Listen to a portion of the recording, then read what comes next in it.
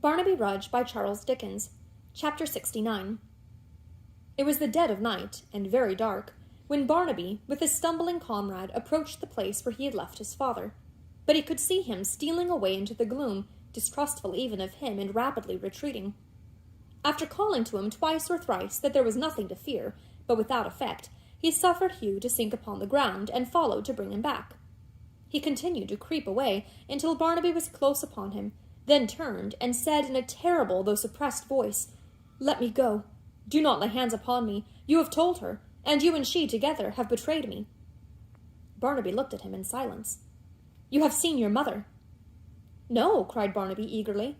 "Not for a long time. Longer than I can tell. A whole year, I think. Is she here?"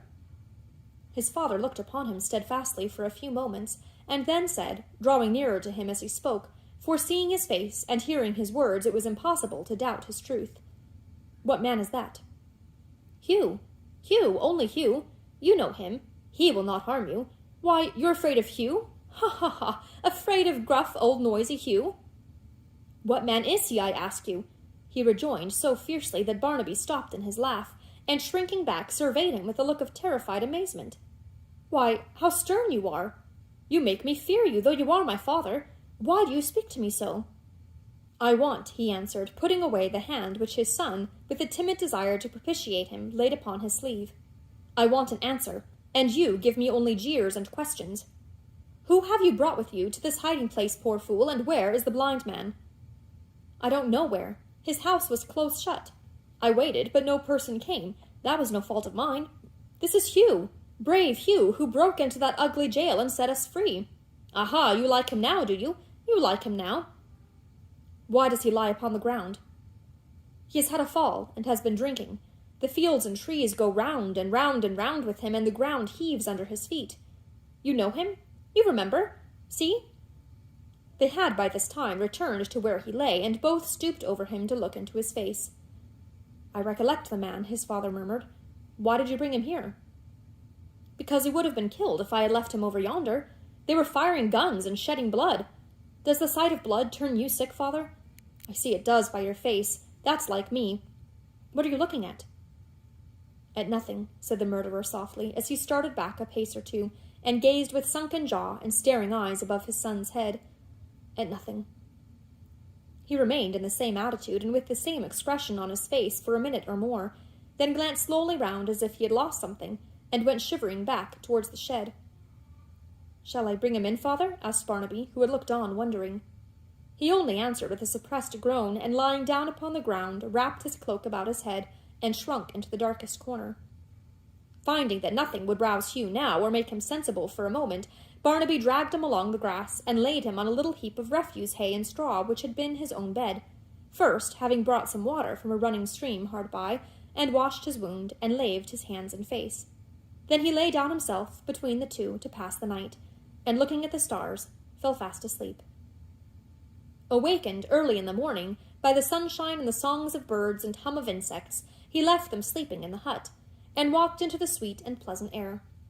But he felt that on his jaded senses, oppressed and burdened with the dreadful scenes of last night and many nights before, all the beauties of opening day, which he had so often tasted, and in which he had had such deep delight, fell heavily.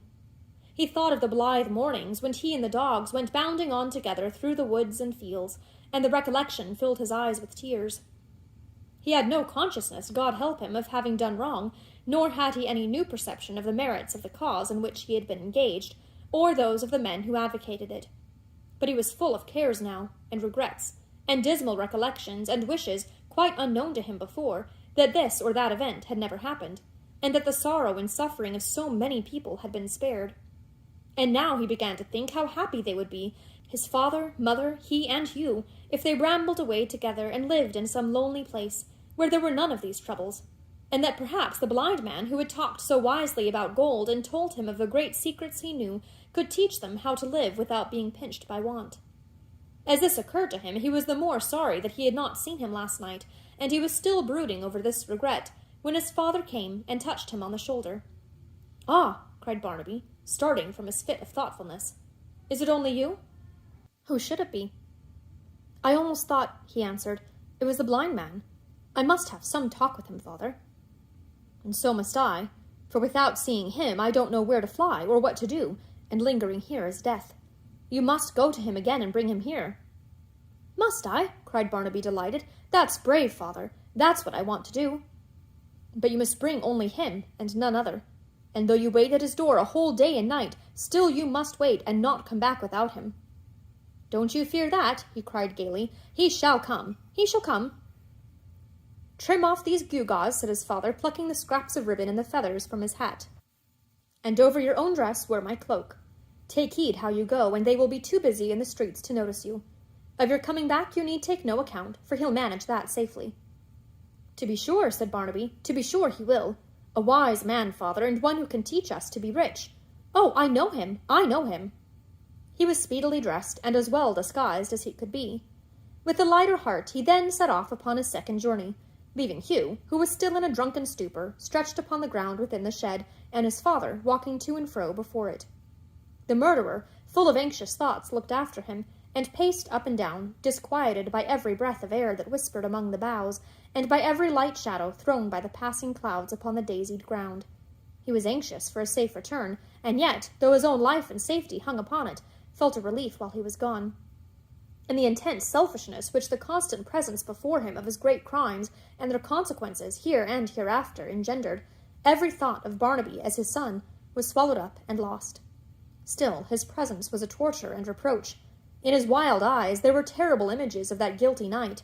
With his unearthly aspect and his half-formed mind, he seemed to the murderer a creature who had sprung into existence from his victim's blood. He could not bear his look, his voice, his touch, and yet he was forced, by his own desperate condition and his only hope of cheating the gibbet, to have him by his side, and to know that he was inseparable from his single chance of escape.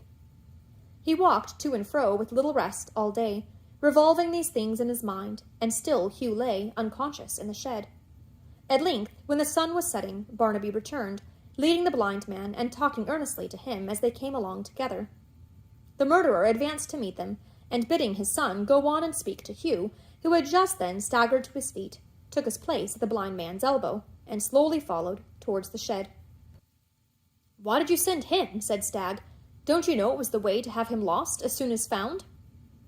"Would you have had me come myself?" returned the other. "Humph, perhaps not. I was before the jail on Tuesday night, but missed you in the crowd. I was out last night, too. There was good work last night, gay work, profitable work," he added, rattling the money in his pockets. "Have you seen your good lady?" "Yes." "Do you mean to tell me more or not?" "I'll tell you all," returned the blind man with a laugh. "Excuse me, but I love to see you so impatient. There's energy in it." "Does she consent to say the word that may save me?"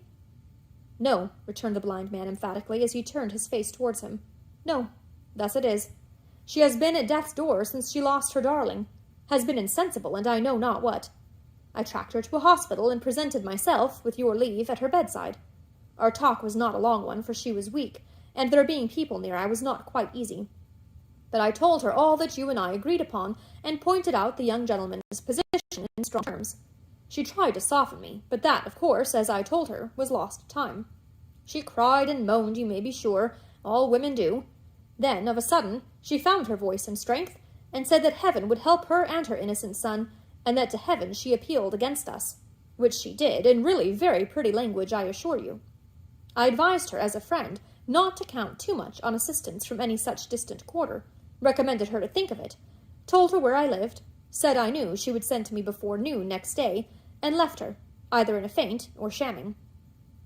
When he had concluded this narration, during which he had made several pauses for the convenience of cracking and eating nuts, of which he seemed to have a pocketful, the blind man pulled a flask from his pocket, took a draught himself, and offered it to his companion. "You won't you?" he said, feeling that he pushed it from him. "Well, then the gallant gentleman who's lodging with you will. Hallo, bully." "Death," said the other, holding him back. "Will you tell me what I am to do?" "Do? Nothing easier. Make a moonlight flitting in 2 hours' time with the young gentleman. He's quite ready to go. I've been giving him good advice as we came along. And get as far from London as you can. Let me know where you are, and leave the rest to me. She must come round. She can't hold out long. And as to the chances of your being retaken in the meanwhile, why, it wasn't one man who got out of Newgate, but 300. Think of that for your comfort." "We must support life. How?" How? Repeated the blind man. By eating and drinking. And how get meat and drink but by paying for it? Money, he cried, slapping his pocket. Is money the word? Why, the streets have been running money. Devil send that the sport's not over yet, for these are jolly times. Golden, rare, roaring, scrambling times. Hallo, bully. Hallo, hallo, drink, bully, drink. Where are you there? Hallo. With such vociferations, and with a boisterous manner which bespoke his perfect abandonment to the general license and disorder, he groped his way towards the shed, where Hugh and Barnaby were sitting on the ground. Put it about, he cried, handing his flask to Hugh. The kennels run with wine and gold. Guineas and strong water flow from the very pumps. About with it, don't spare it.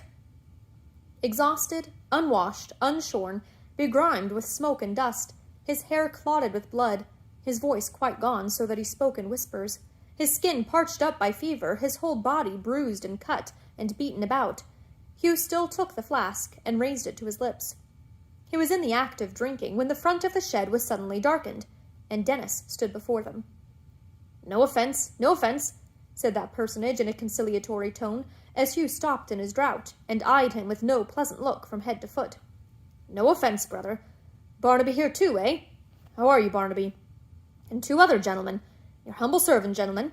No offence to you either, I hope, eh, brothers? Notwithstanding that he spoke in this very friendly and confident manner, he seemed to have considerable hesitation about entering, and remained outside the roof.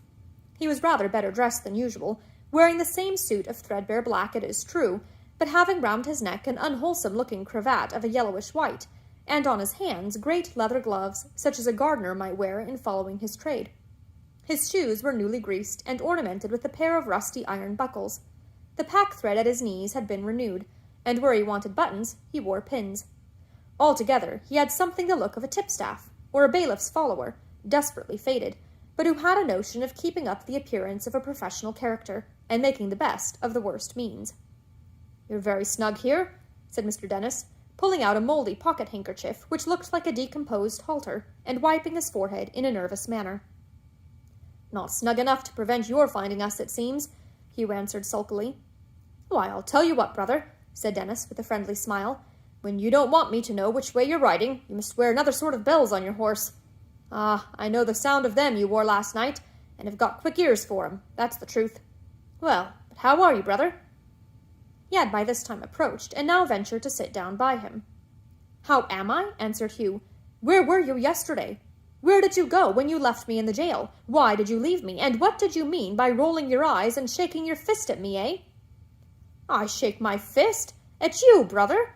said Dennis, gently checking Hugh's uplifted hand, which looked threatening. "Your stick, then. It's all one." "Lord love you, brother, I meant nothing. You don't understand me by half.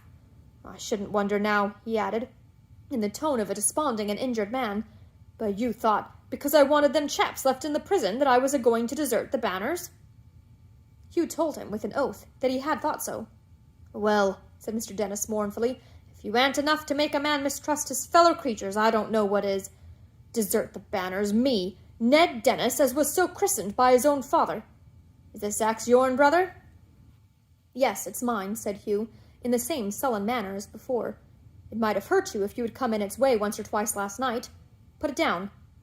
"Might have hurt me," said Mr. Dennis, still keeping it in his hand, and feeling the edge with an air of abstraction. "Might have hurt me, and me exerting myself all the time to the very best advantage. Here's a world. You're not a-going to ask me to take a sup out of that 'ere bottle, eh?" Hugh passed it towards him. As he raised it to his lips, Barnaby jumped up, and motioning them to be silent, looked eagerly out. "What's the matter, Barnaby?" said Dennis, glancing at Hugh and dropping the flask, but still holding the axe in his hand. "Hugh," he answered softly, "what do I see glittering behind the hedge?" "What?" cried the hangman, raising his voice to its highest pitch, and laying hold of him and Hugh. "Not soldiers, surely?" That moment the shed was filled with armed men, and a body of horse galloping into the field drew up before it. "There," said Dennis, who remained untouched among them when they had seized their prisoners. "It's them 2 young ones, gentlemen, that the proclamation puts a price on. This other's an escaped felon. I'm sorry for it, brother," he added in a tone of resignation, addressing himself to Hugh, "but you've brought it on yourself.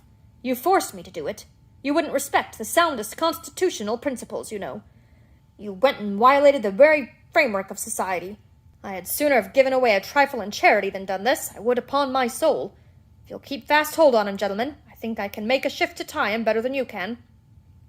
But this operation was postponed for a few moments by a new occurrence. The blind man, whose ears were quicker than most people's sight, had been alarmed before Barnaby by a rustling in the bushes, under cover of which the soldiers had advanced. He retreated instantly, had hidden somewhere for a minute, and probably in his confusion mistaking the point at which he had emerged, was now seen running across the open meadow. An officer cried directly that he had helped to plunder a house last night. He was loudly called on to surrender. He ran the harder, and in a few seconds would have been out of gunshot. The word was given, and the men fired. There was a breathless pause and a profound silence, during which all eyes were fixed upon him. He had been seen to start at the discharge, as if the report had frightened him. But he neither stopped nor slackened his pace in the least, and ran on full 40 yards further. Then, without one reel or stagger, or sign of faintness, or quivering of any limb, he dropped. Some of them hurried up to where he lay, the hangman with them. Everything had passed so quickly that the smoke had not yet scattered, but curled slowly off in a little cloud, which seemed like the dead man's spirit moving sullenly away. There were a few drops of blood upon the grass, more when they turned him over. That was all. Look here, said the hangman, stooping one knee beside the body, and gazing up with a disconsolate face at the officer and men. "Here's a pretty sight." "Stand out of the way," replied the officer. "Sergeant, see what he had about him." The man turned his pockets out upon the grass, and counted, besides some foreign coins and 2 rings, 45 guineas in gold. These were bundled up in a handkerchief and carried away. The body remained there for the present, but 6 men and the sergeant were left to take it to the nearest public-house. "Now then, if you're going," said the sergeant, clapping Dennis on the back and pointing after the officer who was walking towards the shed. To which Mr. Dennis only replied, "Don't talk to me," and then repeated what he had said before, namely, "Here's a pretty sight." "It's not one that you care for much, I should think," observed the sergeant coolly. "Why, who," said Mr. Dennis, rising, "should care for it if I don't?" "Oh, I didn't know you was so tender-hearted," said the sergeant. "That's all." "Tender-hearted," echoed Dennis. "Tender-hearted. Look at this man. Do you call this constitutional? Do you see him shot through and through instead of being worked off like a Briton? Damn if I know which party to side with. You're as bad as the other. What's to become of the country if the military powers to go a-superseding the civilians in this way? Where's this poor fellow creature's rights as a citizen, that he didn't have me in his last moments? I was here. I was willing. I was ready. These are nice times, brother, to have the dead crying out against us in this way, and sleep comfortably in our beds arterwards. Very nice." Whether he derived any material consolation from binding the prisoners is uncertain. Most probably he did. At all events, his being summoned to that work diverted him, for the time, from these painful reflections, and gave his thoughts a more congenial occupation. They were not all 3 carried off together, but in 2 parties, Barnaby and his father going by one road in the centre of a body of foot, and Hugh, fast bound upon a horse, and strongly guarded by a troop of cavalry, being taken by another. They had no opportunity for the least communication in the short interval which preceded their departure, being kept strictly apart. Hugh only observed that Barnaby walked with a drooping head among his guard, and without raising his eyes that he tried to wave his fettered hand when he passed. For himself, he buoyed up his courage as he rode along, with the assurance that the mob would force his jail wherever it might be and set him at liberty. But when they got into London, and more especially into Fleet Market, lately the stronghold of the rioters, where the military were rooting out the last remnant of the crowd, he saw that this hope was gone, and felt that he was riding to his death.